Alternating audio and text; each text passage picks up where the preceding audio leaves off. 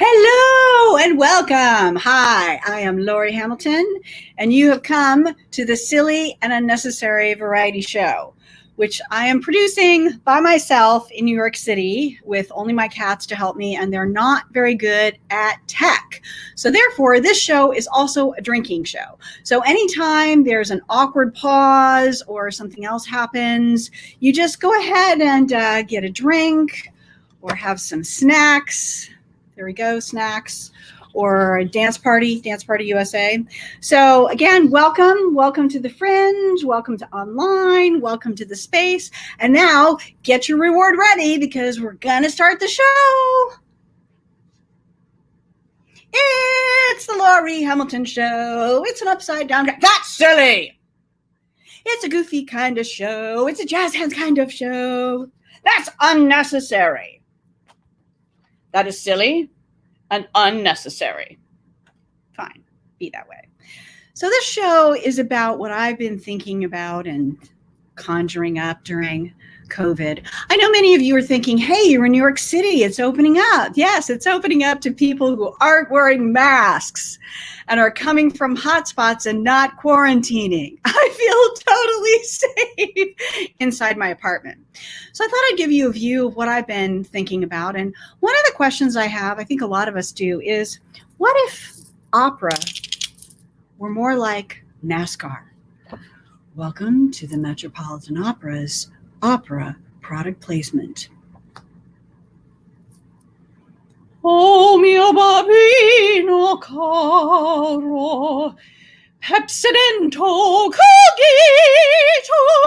ragu craft macaroni and cheese. Oh, Lucky Charms are magically delicioso. This has been Metropolitan Opera's opera product placement. I have my own business. For those of you that don't know, how do I support my drug habit? My comedy career is I do research and consulting and things like that. And one thing I've noticed during COVID is some people are really rising to the occasion and some are not. Take a guess at what actual clients have said to me during COVID. 1, it's your fault I didn't give you input because you should know I don't have time to read emails. 2, I'm a VP. I'm never going to collaborate with you the way you want to collaborate. Or 3, upon seeing the first draft of a 70-page report, could you just jazz it up? What? Just jazz it up. I'm sorry, I don't understand. Well, I could give you input on every page, but that's really tedious. If you guessed all 3, you're right. That's why I invented a company I call Landlord Industries. It's sort of like, on Mr. Rogers' Neighborhood, he had a whole separate place and bad things still happen there. But unlike the real world, good people are rewarded and bad things are punished. And I thought, wouldn't it be great if such a company exists and I could go to their HR director and get some advice? So let's talk to Diane Prendergast of Landlord Industries and see what she has to say about working for tough people during COVID. Hi, I'm Diane Prendergast, and I think a lot of us are, how do I say it, stuck in a job we hate during COVID, but you can't really do anything about it because you're lucky to have a job and you can't really apply for anything else. It reminds me of a class I took in college about how not to get killed when you get attacked.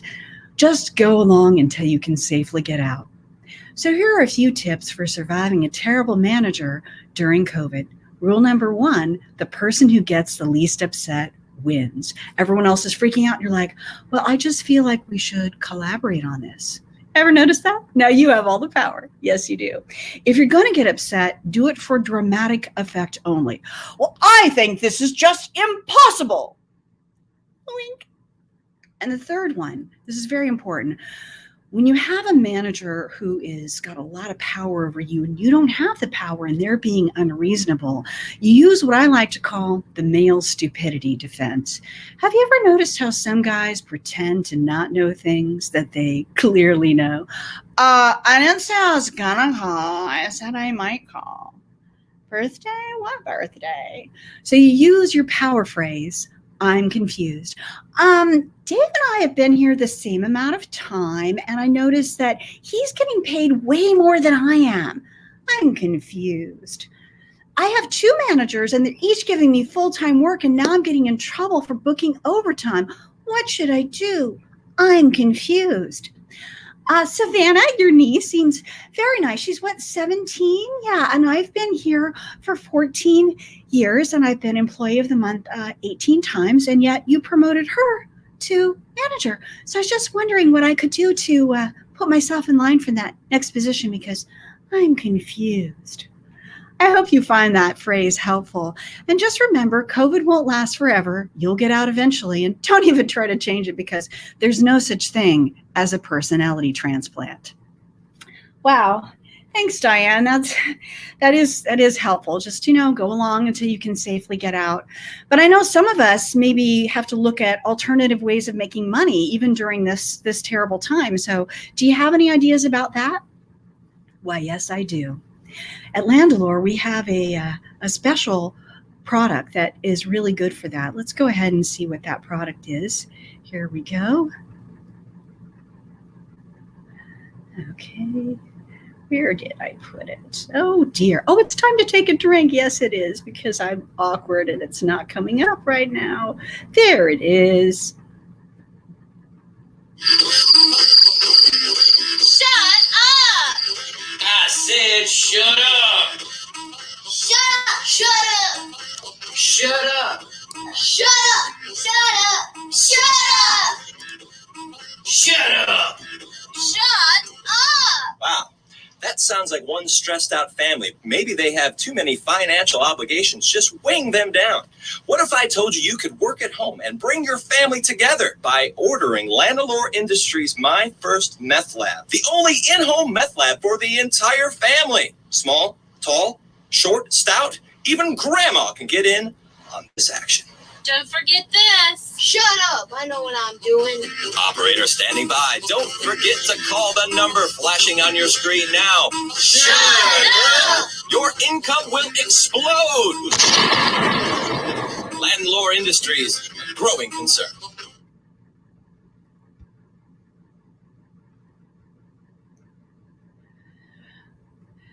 Wow, that was very helpful.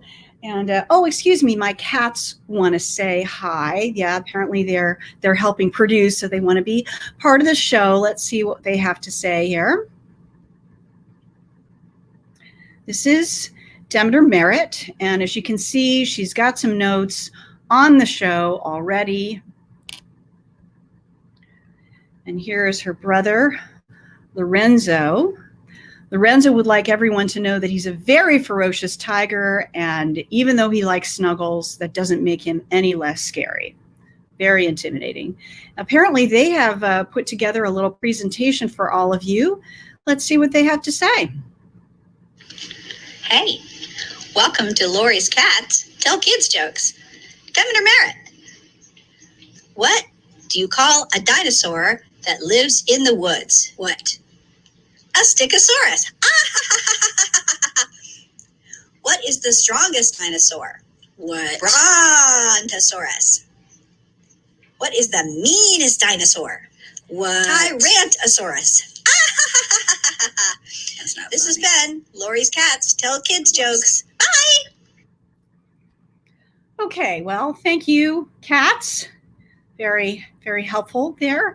It's just what it really reminds me is how anxious I am, because it's just me and the cats. And does anyone else like worried all the time, not sleeping? Anyone? Just me? No one else? Okay. Let's ask Diane if she's got any advice for that. Diane, have you got anything for those of us that are worried? Well, yes, I do. Actually, we just finished it up. We worked on a new product for all of you. It's called Worry Insurance. Do you worry? Do you worry as a way of avoiding problems? I think a lot of us do.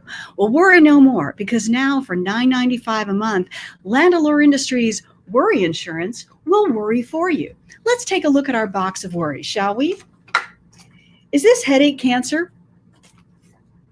Will I ever get married? Will COVID last forever? Worry no more. We've got you covered.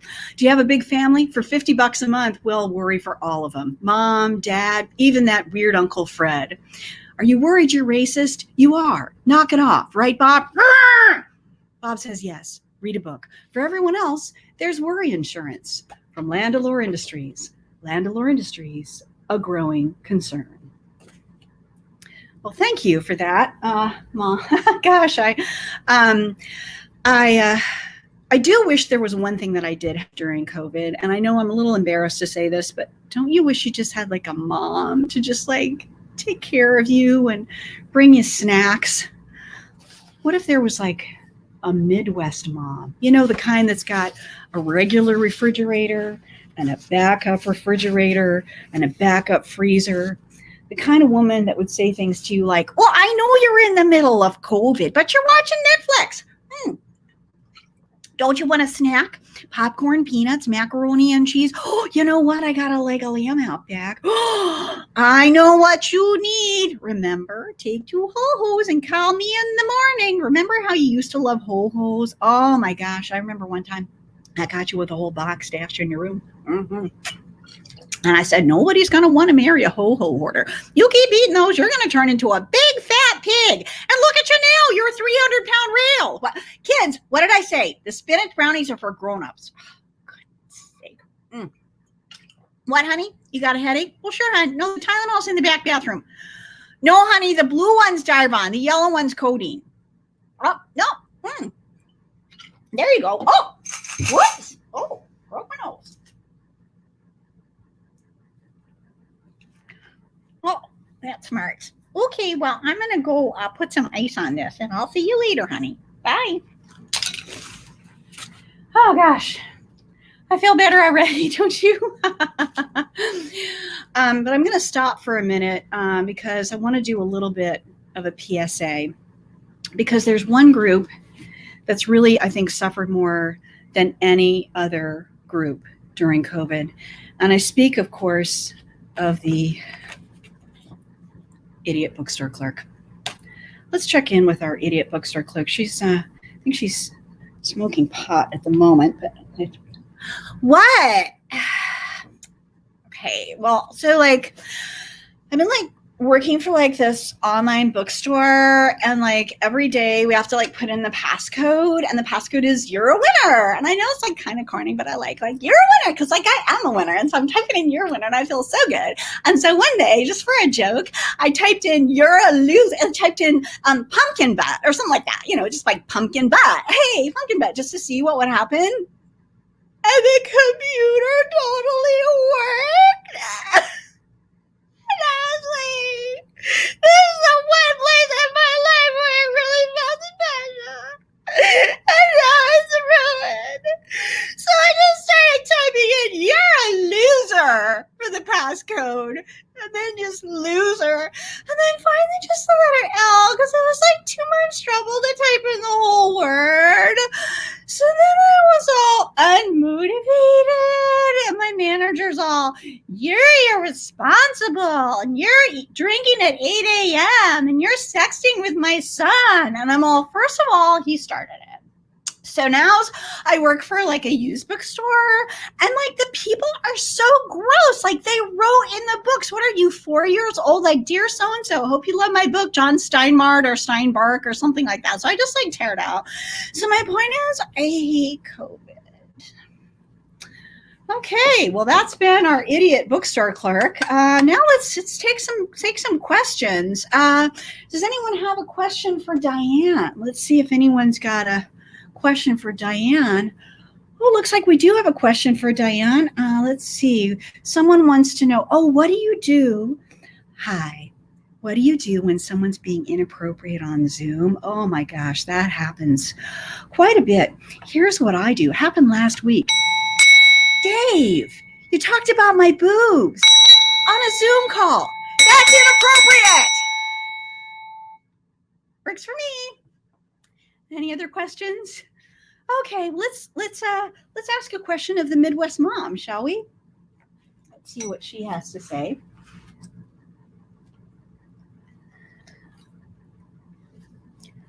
Oh, let's see. Oh, hey, Maya. Oh, sweet Maya. Oh my gosh. Maya is very creative. You know who else is creative? The Johnson twins. They made an angel all out of macaroni and they painted it gold. Oh, my stars. Oh, so your question is, what do I do about online dating? Well, first of all, if you're a boy, put on some pants. Nobody wants to see Mr. Noodle.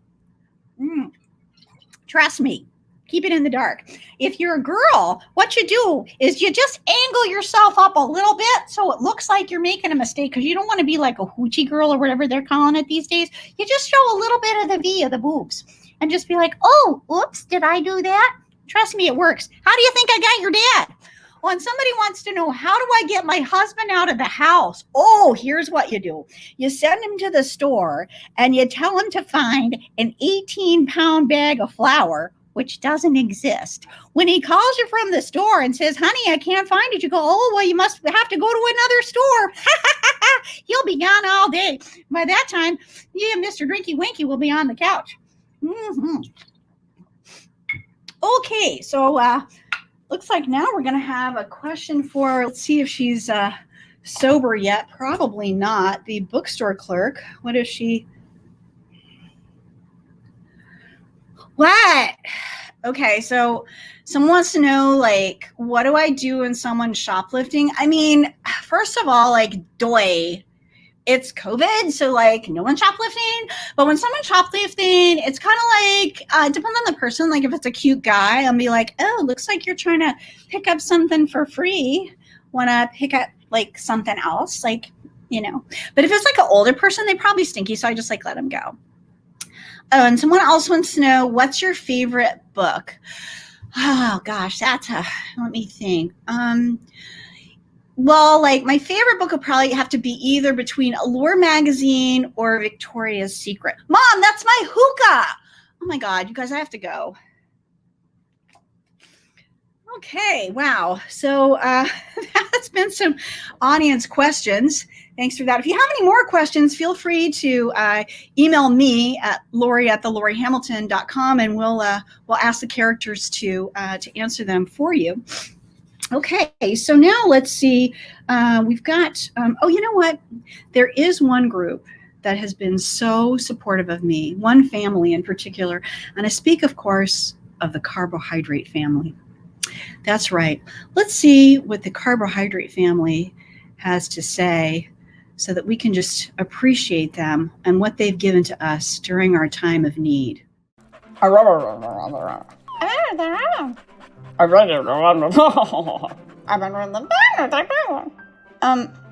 Did you see my drawing? Yes.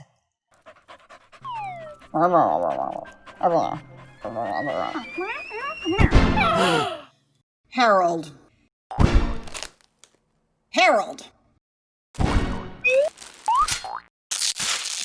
Harold, what did we say about suicide at the dining room table? Not to do it.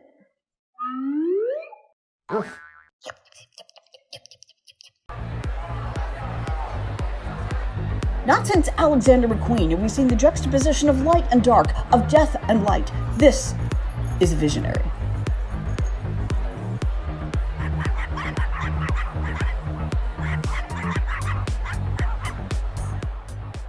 I like the part with the dogs.